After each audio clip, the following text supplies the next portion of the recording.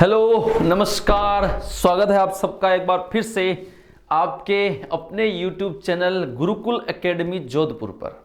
मैं वीरेंद्र सोलंकी जोधपुर की इस पावन धरा से एक बार फिर से आपके समक्ष उपस्थित हूं अपना MCQ का अगला टॉपिक। ठीक है, जैसा कि मैंने पिछले वीडियो में कहा था, कोशिश ये रहेगी कि थ्योरी भी अच्छी कंप्लीट हो जाए, है ना, और क्वेश्चन भी अपने कवर हो जाए। बेसिक से शुरू करेंगे और अच्छे अच्छे क्वेश्चन भी अपन करेंगे।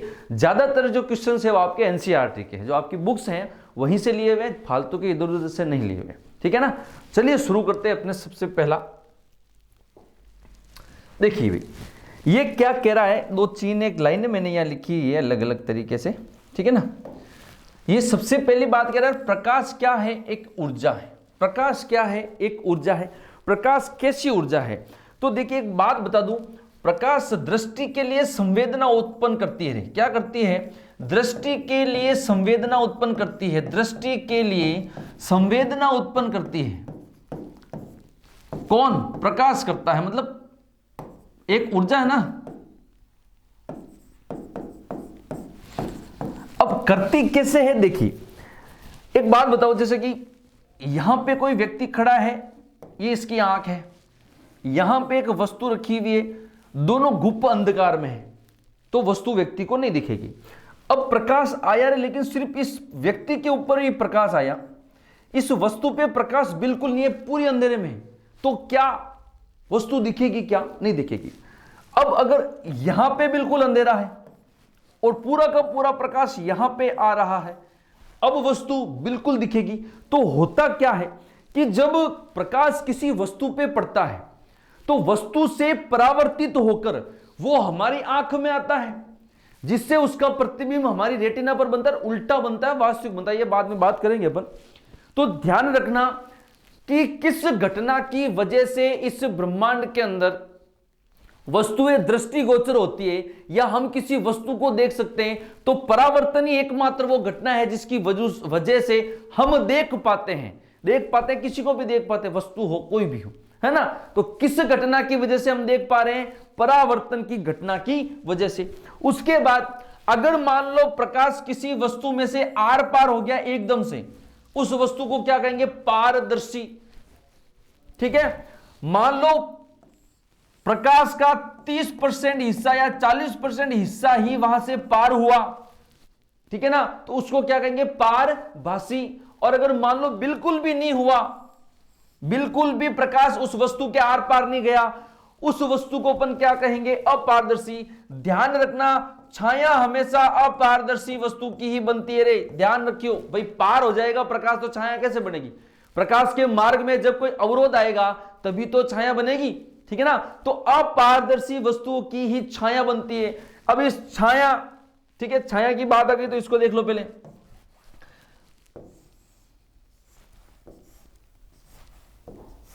ठीक है, मान लो ये कोई है, भूत चढ़ लगे, देखो अब ये छाया है, इस छाया का ये जो बाहर वाला हिस्सा है ना, बाहर वाला भाग, ये बाहर वाला भाग कहलाता है उच्च छाया। क्या कहलाता है? उच्च छाया। और ये बीच वाला भाग कहलाता है प्रच्छाया। क्या कहलाता है?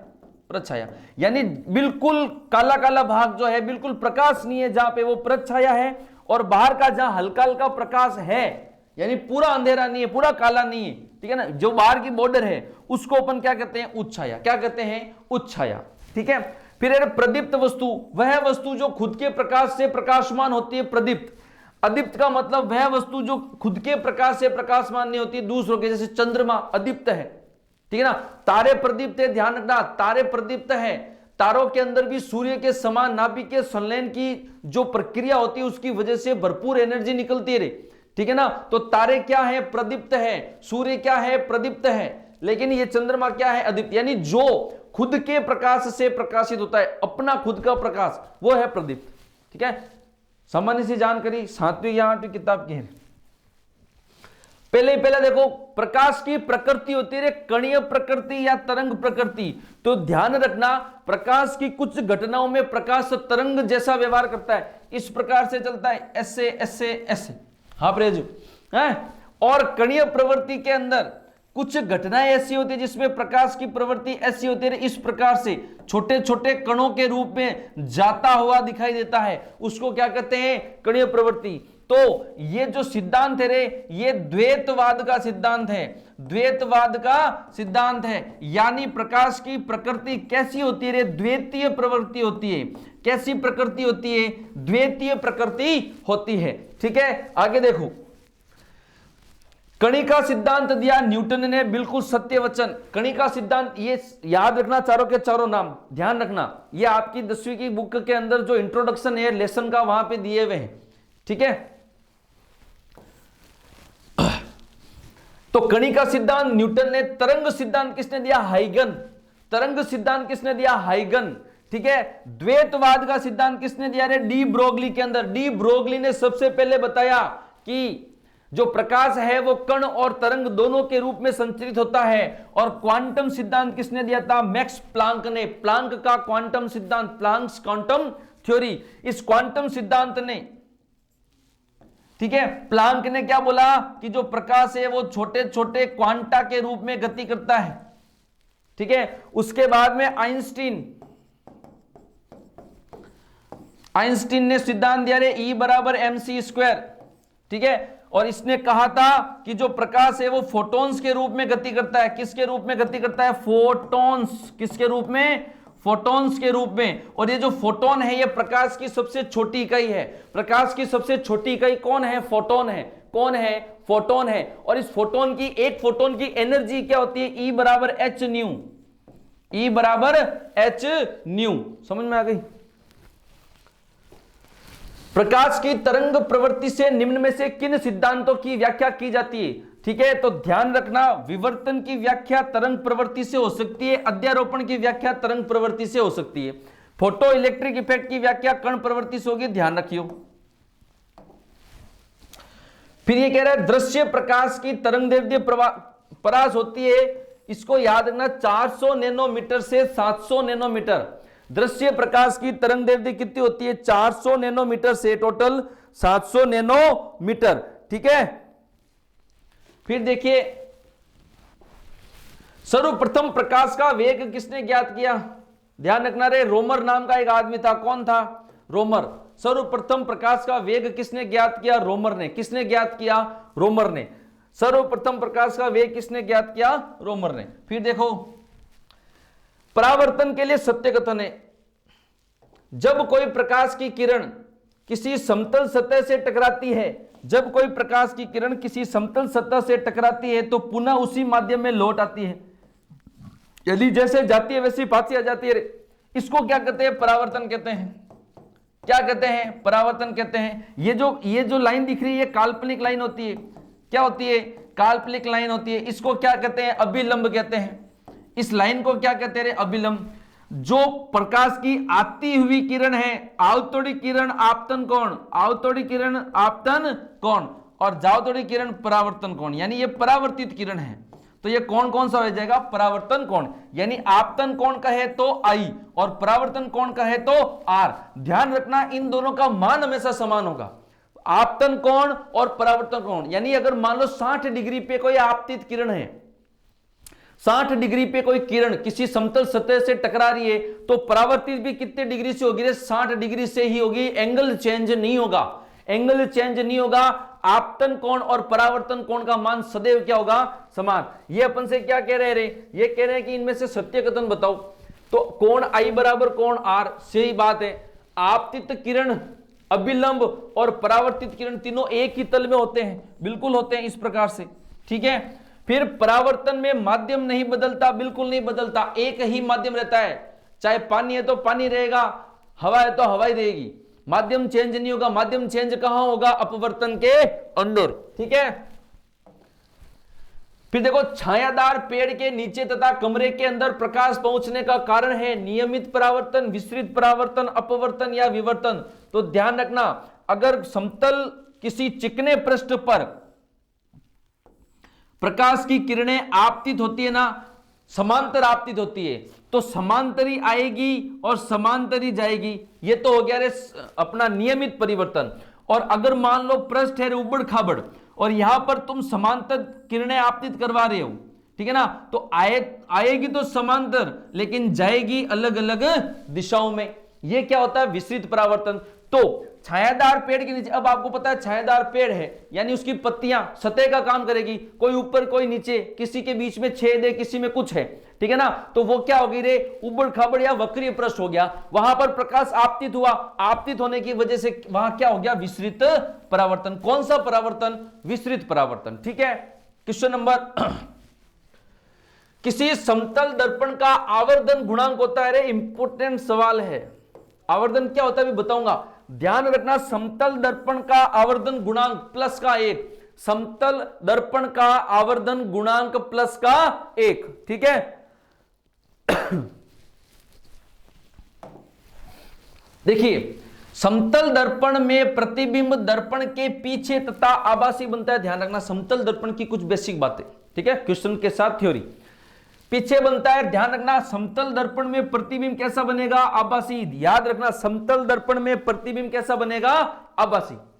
समतल दर्पण में पार्श्व परावर्तन होता है। पार्श्व का मतलब ऐसे खड़े हो दर्पण के सामने, आप राइट हैंड उठाओगे, आपका प्रतिबिंब लेफ्ट हैंड उठाएगा, यानी आपका जो बायां भाग है दर्पण में दायां दिखेगा और आपका जो दायां भाग है दर्पण में बायां दिखेगा। इसको क्या कहते हैं, पार्श्व परावर्तन। किसमें होता है, समतल दर्पण में। एक समतल दर्पण को थीटा कोण से घुमाने पर परावर्तित किरण 2 थीटा कोण से घूम जाती है। आजकल इसको उल्टा करके पूछने का ट्रेंड है। अगर किसी परावर्तित किरण को थीटा कोण से घुमाना है तो बताओ दर्पण को कितने कोण से घुमाना पड़ेगा, θ/2। याद रखना क्या कह रहा है, समतल दर्पण को थीटा कोण से घुमाने पर परावर्तित किरण 2 थीटा घूमेगी। अब क्या पूछ रहे हैं कि अगर परावर्तित किरण को थीटा कोण से घुमाना है तो समतल दर्पण को कितने से घुमाना पड़ेगा, तो θ/2, ठीक है। फिर ये कह रहा है कि व्यक्ति की पूर्ण लंबाई देखने के लिए आधी लंबाई का समतल दर्पण, मान लो कोई 6 फीट का आदमी है तो कम से कम 3 फीट का दर्पण चाहिए उसको पूरा देखने के लिए। कितना फीट का, 3 फीट का। फिर एक चीज और, एक चीज क्या देखिए, आप इस समतल दर्पण के सामने खड़े हो रहे 5 मीटर की डिस्टेंस पे, तो ध्यान रखना आपका प्रतिबिंब भी 5 मीटर की डिस्टेंस पे ही बनेगा, ठीक है। अगर आप इस समतल दर्पण के सामने 3 मीटर प्रति सेकंड के वेग से चल रहे हो तो आपको ऐसा लगेगा कि आपका जो प्रतिबिंब है वो दुगने वेग से चल रहा है। यह भी ध्यान रखना। समझ में आ गई चीज? हाँ भाई, इंपॉर्टेंट है, यहां से सवाल बनते हैं। दो समतल दर्पणों के मध्य देखिए प्रतिबिंब, देखिए सूत्र आपको ये याद रखना है, n बराबर 360/θ -1, ठीक है। अब देखिए अगर ये 360 जो थीटा है ये क्या आ जाए रे, सम संख्या, क्या आ जाए, सम संख्या, ठीक है। तो -1 नहीं करेंगे, -1 करेंगे, ठीक है। तो क्या आ जाएगा, -1 करेंगे, ठीक है। अगर 360/θ बराबर क्या आ जाए, विषम, तो -1 नहीं करेंगे, ठीक है। ये तो हो गया सम विषम का। लेकिन एक चीज और है, सममित। सममित का मतलब है अगर सवाल के अंदर यह शब्द आ जाए, एक तो सममित, या ऐसा कह दे कि जो वस्तु है वो दोनों दर्पणों के ठीक बीच में, तो भी वो स्थिति कैसी होगी, सममित। अगर सवाल के अंदर शब्द आ जाए सममित, या ऐसा कह दे कि दोनों दर्पणों के मध्य जो वस्तु वो ठीक एकदम बीचों बीच है, तो भी वो कंडीशन कौन सी, सममित। अगर ऐसा हो जाए तो ये जो विषम वाली कंडीशन है ना, इसमें भी -1 करना पड़ेगा। अगर ऐसा हो जाए, ये शब्द आ जाए या बीचों बीच कह दे वस्तु को, तो विषम के अंदर अपन -1 नहीं करते, लेकिन अगर ऐसा आ जाए तो विषम के अंदर भी -1 करेंगे। समझ में आ गई चीज? देखो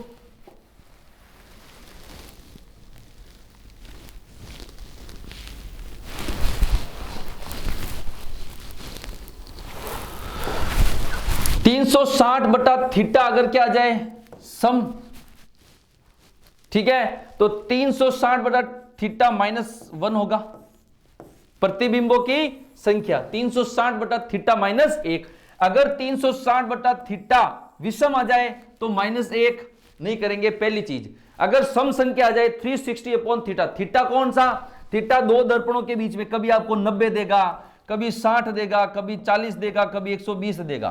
तो 360 में इनका भाग देना है।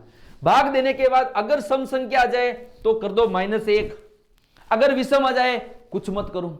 अगर सवाल के अंदर यह शब्द आ जाए सममित, क्या आ जाए? सममित, या बोल दे वस्तु दोनों दर्पणों के एकदम बीचों बीच है, अगर ऐसी कंडीशन हो और 360 बटा थीटा विषम हो तो -1 करना पड़ेगा। देखो, परंतु दर्पण यदि सममित रखे हो तब विषम में से 1 घटाएंगे, अर्थात वस्तु बिल्कुल बीच में हो, यह सममित कंडीशन है। समझ में आ गई चीज? करें सवाल? देखो रे, पहला सवाल, दो समतल दर्पण एक दूसरे के लंबवत हैं। एक दूसरे के कैसे रे? लंबवत, यानी थीटा बराबर कितना आ गया? 90। अपने को क्या करना है? 360 बटा थीटा, थीटा कितना रे? 90, नमचोक कितना रे? 36, सम संख्या है तो माइनस क्या करोगे? 1, तो प्रतिबिंबों की संख्या कितनी आ गई?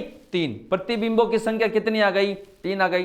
फिर ये कह रहा है दो समतल दर्पण 40 डिग्री पर रखे हुए तथा वस्तु जो है वो ठीक मध्य में है। ठीक मध्य का मतलब रे कंडीशन कौन सी आ गई? सममित कंडीशन आ गई। कौन सी कंडीशन आ गई?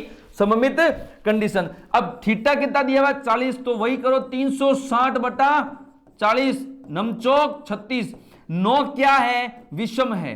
9 क्या है? विषम है। और ये क्या कह रहा है कि भाई जो विषम है वहां से अपने को घटाना नहीं है, विषम है वहां से अपने को घटाना नहीं है। लेकिन सवाल क्या कह रहा है? देखो, सवाल कह रहा है कि ठीक बीच में है, तो कंडीशन कौन सी आ गई? सममित। और अगर विषम संख्या है और सममित की कंडीशन है तो -1 करना पड़ेगा। तो प्रतिबिंबों की संख्या कितनी आ गई? 8 आ गई। कितनी आ गई? 8।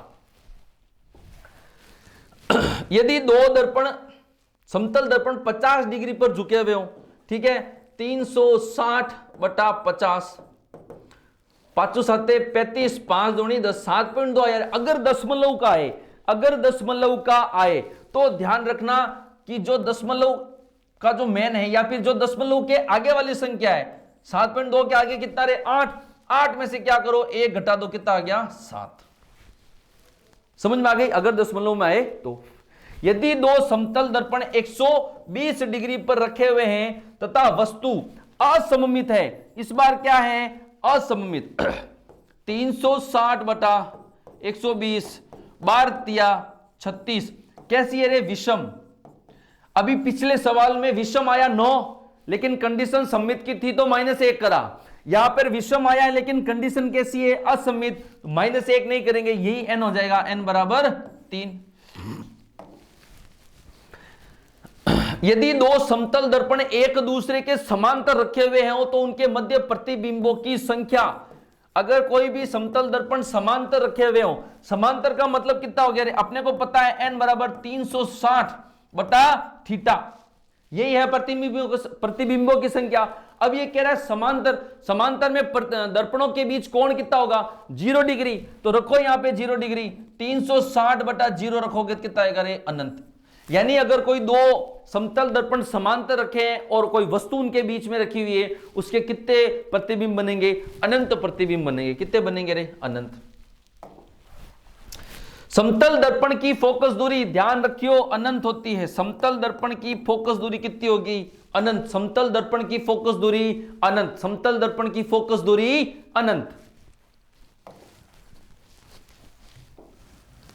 फिर ये कह रहा है पेरिस्कोप में लगे दो समतल दर्पणों के मध्य कोण क्या होता है? पेरिस्कोप के अंदर जो समतल दर्पण होते हैं वो समांतर होते हैं। ध्यान रखना, जो पेरिस्कोप है उसके अंदर जो समतल दर्पण होते हैं वो कैसे होते हैं? समांतर। समांतर में कोण कितना होता है? 0। पेरिस्कोप में जो दर्पण लगे हुए होते हैं वो कैसे होते हैं? समांतर। और समांतरों के मध्य कोण कितना होता है? 0 डिग्री। कितना कोण होता है? 0 डिग्री। ठीक है। श्वेत प्रकाश को प्रिज्म से गुजारने पर किस रंग में विक्षेपण, विक्षेपण कहो चाहे विचलन कहो, ध्यान रखना एक ही चीज है, विचलन होना चाहिए। वैसे तो मुख्य रूप से विचलन होना चाहिए ना, विचलन। विक्षेपण तो रंग का बिखरा। तो किस में विचलन सर्वाधिक होगा? ध्यान रखना अपना जो व्हाइट लाइट होती है ना वो ये होती है विबग्योर, ठीक है। तो सर्वाधिक विचलन किसका होता है, तो ये ध्यान रखना बैंगनी। अभी मैं आगे लिखा हुआ है अपना क्या कहते हैं थ्योरी पार्ट है ना। तो श्वेत प्रकाश को प्रिज्म से गुजारने पर किस रंग में विचलन होता है, तो बैंगनी में होता है, ठीक है। अब देखिए विबग्योर को समझते हैं। ये देखिए VIBGYOR, violet, indigo, blue, green, yellow, orange और रेड। ध्यान रखना ये जो बैंगनी रंग होता है ना वॉयलेट, इस बैंगनी रंग की तरंग दैर्ध्य सबसे कम होती है, ध्यान रखना इस बैंगनी रंग की तरंग दैर्ध्य सबसे कम होती है, और जो लाल रंग होता है इसकी तरंग दैर्ध्य सबसे ज्यादा। पहले ये दो चीजें याद रखो। बैंगनी रंग जो है विबग्योर, वी से शुरू होता है आर तक आता है, तो जो वी है उसकी तरंग दैर्ध्य सबसे कम होती है, तरंग दैर्ध्य सबसे कम होती है। एक तरंग दैर्ध्य का मतलब एक तरह से चाल वगैरह, क्या हो गया चाल, तरंग दैर्ध्य क्या है, एक प्रकार की चाल है। और रेड की है वो जो वेवलेंथ है वो सबसे ज्यादा होती है। दो चीजें याद रखना, सबसे कम लेमड़ा किसका, वी का, वॉयलेट का, सबसे ज्यादा लेमड़ा किसका, आर का। अब देखो लेमड़ा और आवर्ती के बीच में संबंध देखो, व्युत्क्रमानुपाती, यानी अगर आवर्ती बढ़ी तो लेमड़ा घटेगा, इन तरंग दैर्ध्य घटेगी, ठीक है। और अगर आवर्ती घटेगी तो तरंग दैर्ध्य बढ़ेगा। लेमड़ा और आवर्ती के बीच में उल्टा संबंध है, लेमड़ा और आवर्ती के बीच में उल्टा संबंध है। फिर लेमड़ा और अपवर्तनांक के बीच में देखो यह भी उल्टा संबंध है, यानी अगर अपवर्तनांक बढ़ा तो लेमड़ा घटेगा, यानी अपवर्तनांक घटेगा तो लेमड़ा बढ़ेगा। ध्यान रखना तरंग दैर्ध्य सबसे कम बैंगनी की, सबसे ज्यादा लाल की, ठीक है। तरंग दैर्ध्य और आवर्ती के बीच में संबंध व्युत्क्रमानुपाती, यानी अगर आवर्ती बढ़ी तरंग दैर्ध्य घटेगा, तरंग दैर्ध्य बढ़ा तो आवर्ती घटेगी। फिर तरंग दैर्ध्य और अपवर्तनांक के बीच में संबंध भी व्युत्क्रमानुपाती होता है। अगर अपवर्तनांक बढ़ा तो वेवलेंथ कम होगी, वेवलेंथ बढ़ी तो अपवर्तनांक कम होगा, ठीक है। ध्यान रखना, ठीक है, वेवलेंथ वगैरह। अब यह है कि भाई जो विबग्योर है ना वो एक स्पेक्ट्रम है। स्पेक्ट्रम का मतलब क्या है कि ये एक रंगों की पट्टी है, एक रंगों की पट्टी है जिसको सबसे पहले पर्दे पर प्राप्त किया था न्यूटन ने। किसने प्राप्त किया था, न्यूटन ने। फिर अरे आरजीबी, रेड, ग्रीन और ब्लू, इनको प्राथमिक रंग कहते हैं, लाल, नीला, हरा, लाल, नीला, हरा, आरजीबी, इनको क्या कहते हैं, प्राथमिक रंग कहते हैं। क्या कहते हैं, प्राथमिक रंग कहते हैं। फिर है लाल प्लस नीला, इसको कहते हैं मेजेंटा, ये द्वितीयक रंग है, ठीक है। नीला प्लस हरा पीकॉक नीला, यानी मोरपंखी नीला, और लाल प्लस ग्रीन ये हो गया रे पीला।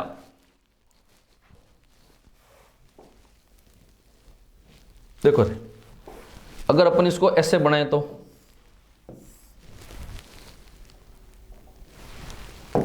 आर बी जी, ठीक है।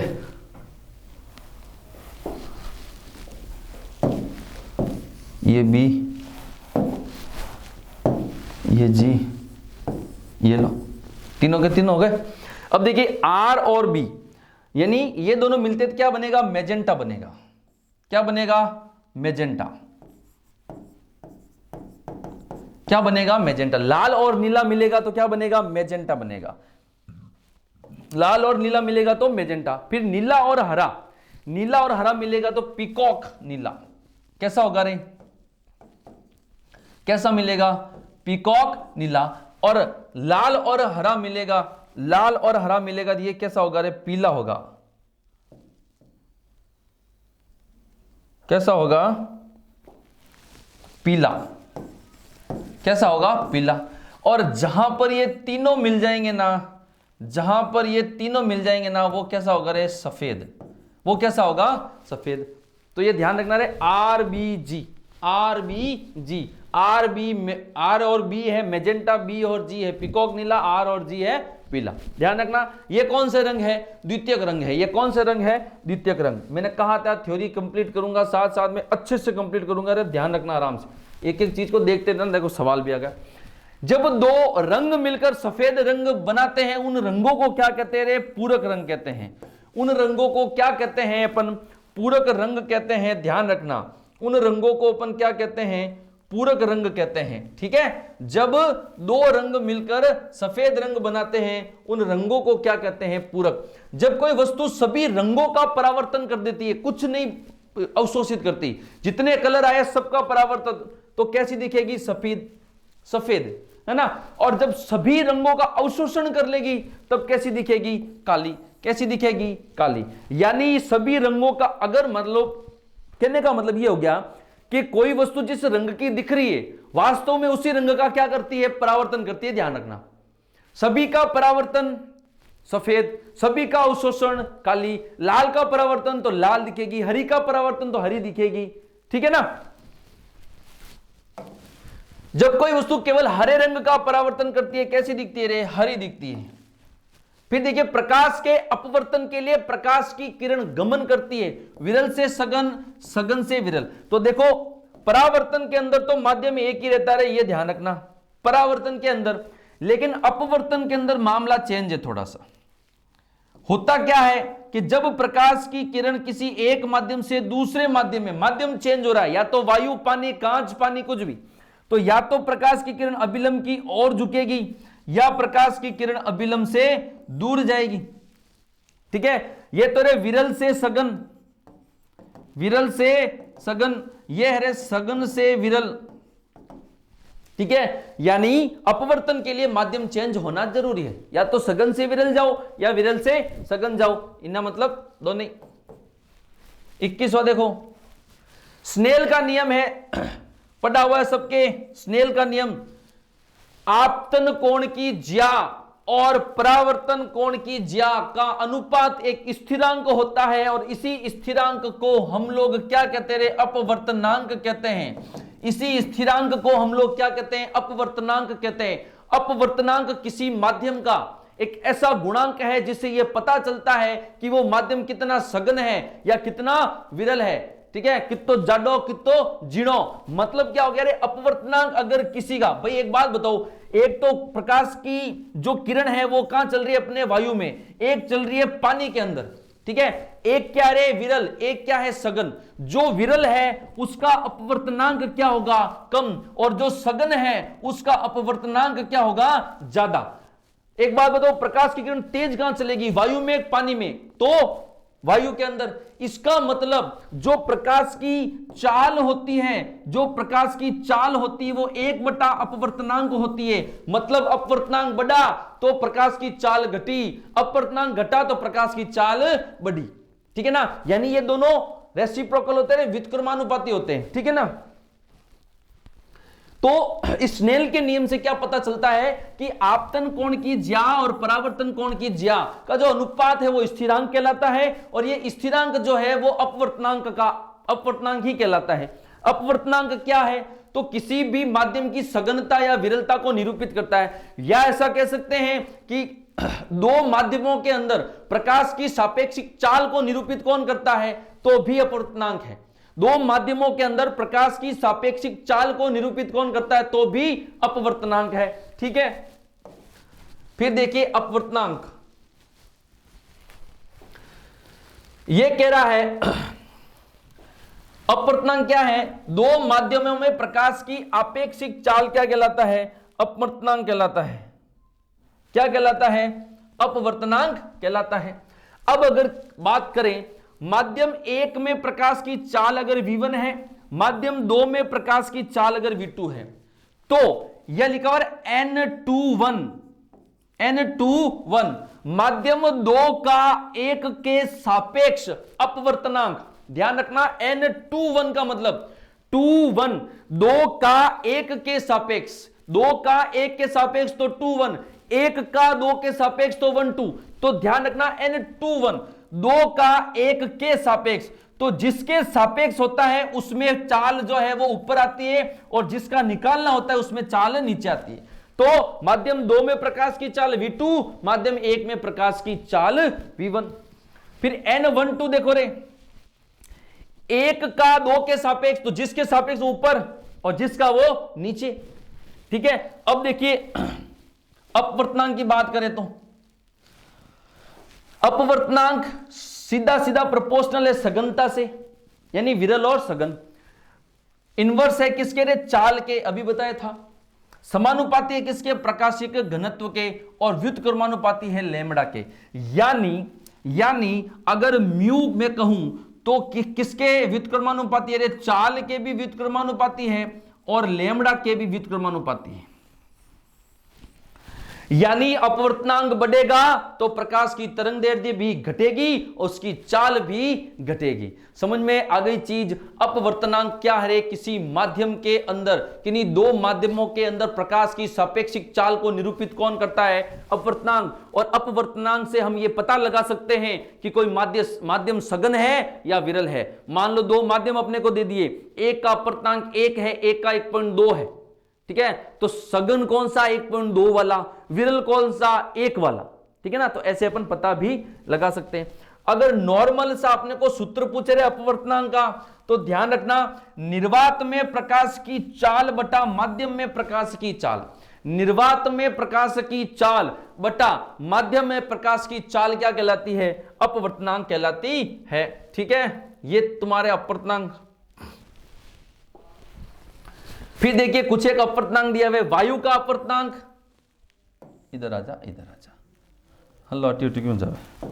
वायु का अपवर्तनांक 1.0003, बर्फ का 1.31, जल का 1.33, केरोसिन का 1.44, तारपीन का 1.47। अब जैसे ऐसे पूछ लिया कि बताइए केरोसिन और तारपीन में से प्रकाश की चाल अधिक किसमें होगी। अब एक बात बताओ, केरोसिन का अपवर्तनांक क्या है, 1.44 यानी कम है। तारपीन का अपवर्तनांक 1.47 यानी ज्यादा है। तो प्रकाश की चाल ज्यादा किसमें होगी, जिसका अपवर्तनांक कम होगा। कम किसका है, केरोसिन का, तो इसमें होगी। तो ऐसा सवाल पूछ सकता है, इसलिए यह ध्यान होना जरूरी है, या तो करनी पड़ी। क्राउन कांच का अपवर्तनांक देखो 1.52, कनाडा बालसम का 1.53, फ्लिंट कांच डायरेक्ट अपवर्तनांक भी पूछ ले, बताओ फ्लिंट कांच का अपवर्तनांक कितना, तो 1.65, नीलम का कितना रे 1.77। ठीक है, अब बताओ इनमें से प्रकाश की जो चाल है वो किस में ज्यादा होगी, तो फ्लिंट कांच में, क्योंकि अपवर्तनांक क्या है, कम है। हीरे का अपवर्तनांक 2.42, सबसे कठोर। ठीक है, प्रकाश वायु से कांच की प्लेट में प्रवेश करती है तो कांच में प्रकाश की चाल, अभी मैंने बताया था अपवर्तनांक क्या होता है कि भाई निर्वात में प्रकाश की चाल, निर्वात में प्रकाश की चाल, और नीचे क्या आएगा, माध्यम में प्रकाश की चाल, माध्यम में प्रकाश की चाल। ठीक है, अब ये क्या कह रहा है, अपवर्तनांक दे रखा आपने को 1.5, निर्वात में प्रकाश की चाल कितनी होती रहे, 3 × 10⁸ मीटर प्रति सेकंड। और क्या अपने को पूछा क्या है, कांच में माध्यम में प्रकाश की चाल अपने को ज्ञात करने, v मीडियम माध्यम का। ठीक है ना, इसको इधर लाओ, इसको नीचे ले जाओ, Vm बराबर 3 × 10⁸ बटा 1.5, पॉइंट आगो लो, ऊपर 0 लगाओ, 15 दूना 30, Vm बराबर कितना कह रहे, 2 × 10⁸। सवाल सिंपल था। ठीक है, तो ये मतलब नॉर्मली अपवर्तनांक का फॉर्मूला क्या है, निर्वात में प्रकाश की चाल बटा माध्यम में प्रकाश की चाल। बाकी अगर दो माध्यम अलग अलग है, दोनों का अपवर्तनांक अलग अलग दे रखा है, तो वहां पे आपको क्या करना है, अगर V21 है तो 2 का 1 के सापेक्ष, V12 है तो 1 का 2 के सापेक्ष। ठीक है ना, जिसके सापेक्ष वो ऊपर, जिसका निकालना वो नीचे। ले फ्लिंट कांच तथा नीलम किस में से प्रकाश की चाल अधिक होगी, है ना, किस में होगी, फ्लिंट के अंदर। ये कह रहा है पूर्ण आंतरिक परावर्तन होगा। देखिए सबसे पहली बात तो अगर अपन बात करें, अगर कोई प्रकाश की किरण माध्यम मेरे, एक तो सघन, एक है विरल। ठीक है, एक मिनट हो, इसको थोड़ा सा देखो, अब देखो, एक चीज तो है ये वाली कि ये प्रकाश की किरण है, ठीक है, ये इसका आपतन कोण है, ये सघन है और ये विरल है, ठीक है, ये गई, अभिलंब से दूर उठी। अब मैं अगर इस आई का मान और बढ़ाऊं थोड़ा सा, है ना, थोड़ा सा और बढ़ाऊंगा तो ये किरण थोड़ी सी और जाएगी ऐसे। अब इस आई का मान थोड़ा और अगर बढ़ाऊं, यानी इतना कर दूं, आई का मान मैं इतना कर दूं कि ये जो अपवर्तित किरण थी वो किसके समांतर आगे रहे, इस बीच के पृष्ठ के, यानी अभिलंब से 90 डिग्री का कोण बना रही है। यानी मैंने क्या किया, मैंने आपतन कोण का मान बढ़ाया, सॉरी हो यार, इधर है, मैंने आपतन कोण का मान बढ़ाया तो अपवर्तन कोण का मान भी धीरे धीरे बढ़ा, और मैंने एक कंडीशन पे आपतन कोण का मान इतना कर दिया कि जो अपवर्तित किरण थी वो अभिलंब से 90 डिग्री का कोण बनाने लग गई। तो ये जो आपतन कोण का ये मान है ना, आई का ये मान, आई का वह मान जिसपे अपवर्तित किरण अभिलंब से 90 डिग्री का कोण बना ले, उस आई को अपन क्या कहेंगे रे, क्रांतिक कोण। क्या कहेंगे, क्रांतिक कोण। अब एक बात बताओ रे, ये इस सतह पे तो आ गई, अगर मैं इसको थोड़ा और नीचे लेके जाऊं तो ये अपवर्तित किरण वापस उसी माध्यम में नहीं चली जाएगी क्या? और जब प्रकाश की किरण पुनः उसी माध्यम में चली जाती है उसको क्या कहते हैं, परावर्तन। और ये क्या कहलाएगा रे, पूर्ण आंतरिक परावर्तन। क्या कहलाएगा, पूर्ण आंतरिक परावर्तन। यानी पूर्ण आंतरिक परावर्तन की शर्त क्या है, पूर्ण आंतरिक परावर्तन की शर्त है कि इस आपतन कोण का मान, इस अभी फिलहाल इसका मान कितना है 90, सॉरी फिलहाल इस आपतन कोण को क्या कह रहा हूं मैं, क्रांतिक कोण। इस आपतन कोण को ही मैं क्या कह रहा हूं, क्रांतिक कोण। अब अगर इससे थोड़ा सा, इस क्रांतिक कोण से भी ज्यादा अगर मैं आपतन कोण का मान कर दूं तो पूर्ण आंतरिक परावर्तन होगा कि नहीं होगा, होगा। तो कंडीशन क्या है पूर्ण आंतरिक परावर्तन की, कि जो आपतन कोण का मान है वो क्रांतिक कोण से ज्यादा होना चाहिए। क्या होना चाहिए, ज्यादा होना चाहिए। पूर्ण आंतरिक परावर्तन के लिए प्रकाश की किरण कैसे जानी चाहिए, सघन से विरल। निम्न में से पूर्ण आंतरिक परावर्तन के उदाहरण है, प्रिज्म है, इंद्रधनुष है, प्रकाशिक तंतु है, कांच की दरार है, जल में रखी परख नली है, मरीचिका है, हीरा भी पूर्ण आंतरिक परावर्तन की वजह से ही चमकता है। सबके सब उदाहरण उसी के याद करने हैं, पूछ सके कुछ भी उठा के। कांच की दरार में चमक किसकी वजह से, पूर्ण आंतरिक परावर्तन। जल में रखी परख नली किसकी वजह से, पूर्ण आंतरिक परावर्तन। हीरा किसकी वजह से, पूर्ण आंतरिक परावर्तन। प्रकाशिक तंतु किसकी वजह से, पूर्ण आंतरिक परावर्तन। प्रकाशिक तंतु एक ऐसी युक्ति है जिसमें विद्युत सिग्नलों को प्रकाशिक सिग्नलों में बदलकर बहुत कम एनर्जी खर्च में एक जगह से दूसरी जगह पहुंचाया जाता है, ऑप्टिकल फाइबर कहते हैं। कोई व्यक्ति समतल दर्पण से 10 मीटर दूर खड़ा है तो उसके प्रतिबिंब, मैंने अभी आपको क्या बताया था, अगर आप अपने दर्पण के सामने 5 मीटर खड़े हो तो आपका प्रतिबिंब भी 5 मीटर ही बनेगा। तो आप अगर 10 मीटर खड़े हो तो प्रतिबिंब और स्वयं के बीच की दूरी ये प्लस ये हो जाएगी ना रे। अगर ये 10 है ये भी 10 है, टोटल कितनी हो जाएगी, 20। किस रंग का प्रकीर्णन सबसे कम होता है, तो देखिए प्रकीर्णन इनवर्सली प्रोपोर्शनल टू लैम्डा। अभी अपन ने बात करी थी रे विबग्योर की, इसकी लैम्डा सबसे कम, इसकी लैम्डा सबसे ज्यादा। तो जिसका तरंग दैर्ध्य सबसे ज्यादा, जिसका तरंग दैर्ध्य सबसे ज्यादा उसका प्रकीर्णन सबसे कम। किसका प्रकीर्णन सबसे कम होगा रे, लाल का। प्रकीर्णन का मतलब होता है उस रंग का बिखराव, ठीक है। प्रकीर्णन का मतलब क्या होता है, उस रंग का बिखराव। सबसे ज्यादा प्रकीर्णन किसका होगा, वॉयलेट का या जामुनी का या बैंगनी का या ग्रीन का, ठीक है। तो जो खतरे के निशान होते हैं वहां पर अक्सर लाल रंग होता है, क्योंकि जब उन पे लाइट पड़ती है तो ज्यादा नहीं फैलते, एक स्पॉट पे रहते हैं, ठीक है ना, एक गहरा स्पॉट बनाते हैं। उस गहरे स्पॉट की वजह से वो आसानी से किसी को दिख जाता है। किस वजह से, प्रकीर्णन की वजह से। प्रकीर्णन क्या होगा इसका, बहुत कम होगा। क्यों होगा, क्योंकि इसकी लैम्डा बहुत ज्यादा है। ध्यान रखना सबसे कम प्रकीर्णन किसका, लाल का। रमन प्रभाव किस पर आधारित है रे, किस पे आधारित है, प्रकीर्णन पे। ध्यान रखना रमन प्रभाव किस पे आधारित है? प्रकीर्णन पे। रमन प्रभाव किस पे आधारित है? प्रकीर्णन पे। ठीक है, प्रकीर्णन के संबंध में सत्य कथन, आकाश का नीला रंग, बादलों का सफेद रंग। प्रकीर्णन क्या होता है? जो अंतरिक्ष के अंदर या वायुमंडल में बिल्कुल छोटे छोटे महीन कण पाए जाते हैं, वो इन प्रकाश की किरणों से जब टकराते हैं तो उन प्रकाश, जो श्वेत प्रकाश होता है, उन श्वेत प्रकाश को अलग अलग रंगों में डिवाइड कर देता है, यानी उनको मतलब फैला देता है। ठीक है ना।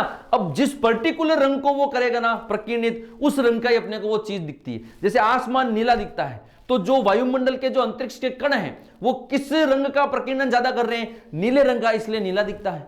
ठीक है ना। ठीक है, तो सूर्योदय और सूर्यास्त के समय सूर्य का लाल दिखना, यह भी प्रकीर्णन की वजह से। अंतरिक्ष का काला दिखना, महासागरों का नीला दिखना। ठीक है, खतरे के निशान में लाल रंग, क्योंकि बिखराव क्या होता है? कम, प्रकीर्णन भी कम होगा, अतः दूर तक दिखेगा।